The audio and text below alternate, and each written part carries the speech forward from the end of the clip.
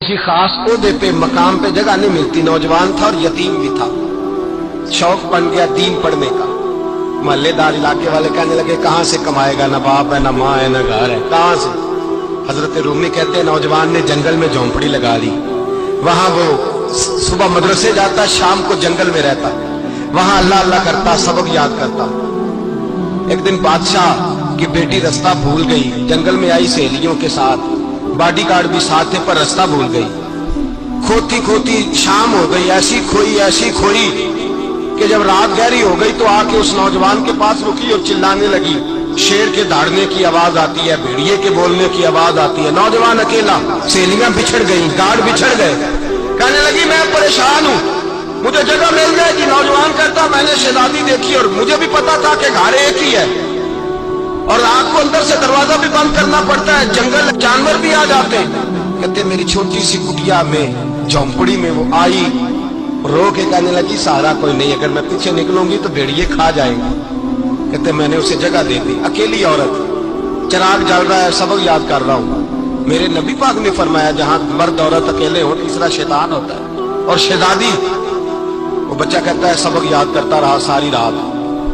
बच्ची को कहा सो जा, पर वो कहती है नींद मुझे भी कहाँ आई। ऐसे मौकों पर नींद, सारी रात सबक याद करता। थोड़ी थोड़ी देर के बाद चिराग जलता तो उस पर उंगली रखता, हाथ जलता तो पीछे खींच ले, फिर दूसरी उंगली रखता, थोड़ी देर के बाद जलता तो खींच ले, हाथ सारा जल गया।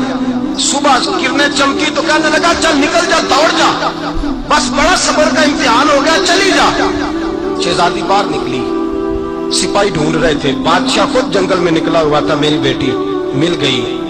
बादशाह तन्हाई में जाके कहने लगा बेटा मैं दुनिया को बताऊंगा कि मेरी बेटी खोई नहीं थी, सिपाही साथ ही थे। ये बड़ा मुश्किल होता है, बेटी तो भूल के भी रात कहीं रह पड़े तो लोग जीने नहीं देते, तो बेटा मुश्किल हो जाएगा मेरे लिए।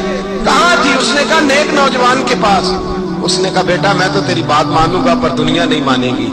अगर उस नौजवान ने किसी को बता दिया कि तू उसके पास थी तो फिर लोग मेरा जीना मुहाल कर देंगे। बेटा मैं मर जाऊंगा, मेरी मजबूरी ये है कि वो कहीं राज ना उगल दे वो नौजवान, उसे कत्ल करना पड़ेगा। औरत ने मिन्नतें की, उस बेटी ने कहा मेरे मौसम को मारोगे, रोई। और वो कहने लगा मैं बादशाह हूं, मेरा अपना बुखार है, मैं उसको छोड़ नहीं सकता। गिरफ्तार कर लाए सिपाही। वक्त तय हो गया सदा का। अकेले काल कोठरी में रखा गया, जो उसके खास इतबार वाले थे उनकी ड्यूटी लगाई। बादशाह ने बुलाया तालिब इल्म, आया। औरत कहने लगी, बेटी कहने लगी एक दफा तो बुलाओ ना, एक सवाल बस पर्दे में रह के पूछना है और फिर जो आपका जी चाहे। मेरे मौसम को मारना तो है तो मर्जी आपकी। सामने खड़ा किया, नौजवान पर्दे के पीछे, औरत खड़ी हो गई। बादशाह बीच बैठ गया। बीबी कहने लगी सारी रात बेदार मैं भी रही, सोया तू भी नहीं। वो जो तू चिराग के करीब हाथ लगा के जलाता था वो समझ नहीं आई।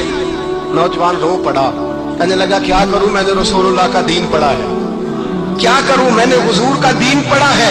मैंने पढ़ा है कि जानी को सबसे नीचे दोज़ख के सबसे निचले दर्जे में जलाया जाएगा, उसे जहन्नमियों का पीप और रोशा पिलाया जाएगा, गंद खिलाया जाएगा। ये रवायतें पड़ी हुई थी। थोड़ी थोड़ी देर के बाद शैतान मुझे कहता था बदकारी कर ले। मैं अपना हाथ उसी वक्त जब शैतान मशवरा देता तो मैं आग पे करता। मैं कहता अगर ये बर्दाश्त हो गई तो वो भी हो जाएगी। जब हाथ जलता तो मैं समझ जाता नहीं तुझसे तो ये नहीं बर्दाश्त होती तो वो कैसे होगी। फिर मुझे शैतान मशवरा देता कोई देख नहीं रहा, तू बुलाने नहीं गया, खुद आई। मैं दूसरी उंगली लगा देता। मैंने हाथ जलाया और मैं समझ गया जब छोटे से चिराग की इतनी सी शमा की आग नहीं बर्दाश्त होती तो दोज़ख की कैसे बर्दाश्त होगी। कहते मैं पास आया, बादशाह ने ये कहानी सुनी, लफ्ज सुने तो चीख मार के रोया। कहने लगा तालिब इल्म तू तो मेरे नबी का सच्चा गुलाम है और मेरे रसूल के जो सच्चे गुलाम होते हैं उन्हें फांसियां नहीं दी जाती, उन्हें तख्त पे बिठाया जाता है। अब तुझे सजा नहीं होगी बल्कि मैं अपनी बेटी का निकाह तेरे साथ करूंगा और मेरे बाद इस सल्तनत का बादशाह भी तू ही बनेगा।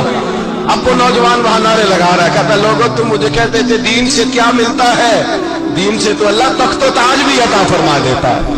अगर नौजवान शर्मो हया वाले बन के रहे अल्लाह सारी इज्जतें दे देगा।